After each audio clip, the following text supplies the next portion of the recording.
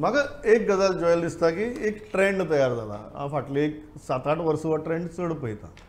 पयलीं कायदो हो करपा फाटल्यान कितें तरी ठोस कारण आसताली. समाजा खातीर कितें तरी करपाचें किंवा खंयचे तरी गैरकारभार अडावपाचे किंवा खंयचे तरी समाजांतल्या एका दुर्बळ किंवा व्हड घटकाक ताजो फायदो मेळोवन दिवपाचो ह्या खातीर कायदे जाताले. फाटली एक 7-8 वर्सां भितर हांवें ट्रेंड पळयला की आपली राजकीय समीकरणां कशी जुळोवन घेवप हाजे खातीर कायदे करप जाला.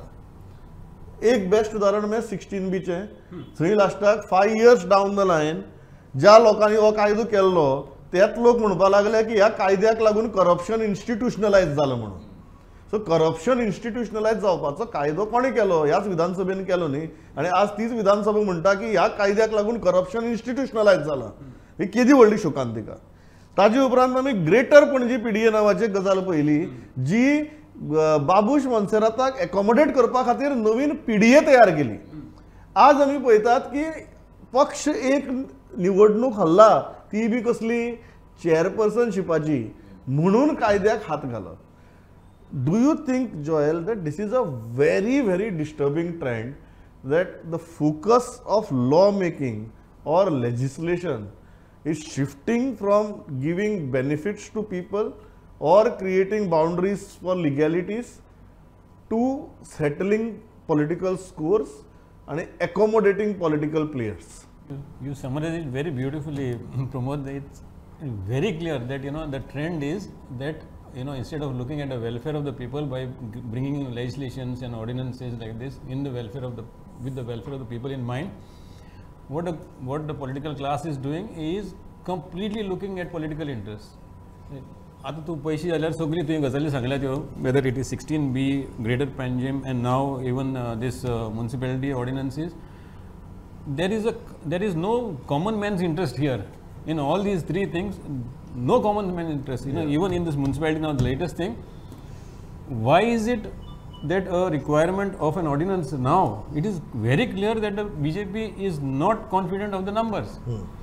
You understand? And if they lose this confidence vote, I mean, it's going to be a major embarrassment, not only in Margam but across the state. I mean, the entire this thing of confidence of the BJP across the state is at stake. So basically, to paise halyar or trend very, very disturbing. No, my point is, Joel, should lawmaking be hostage it to whether the party is getting embarrassed or not? It should not be, but when you have a brute majority like this, I mean, it is a helpless situation. I don't think anything can be done, whether it is 16B now the that it is majority reversed, that leads to brutal legislation. पण तुका अजून तू आमचे कडेन प्रयत्न केला तू convince करपाचो, पण तुका कितें दिसता?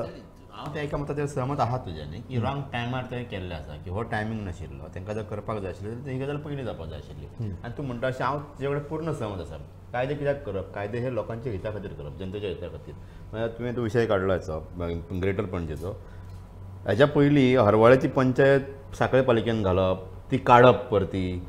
तालिगांवची तालिगांव एरिया आसा पंचायतीची ती CCPन घालप, ती परत काडप. ह्यो गजाली जायत आसात, सातत्यान जाल्यात गोंयांत. फाटल्या 20 वर्सांनी हांवें पळयलां सातत्यान ह्यो गजाली जाल्यात.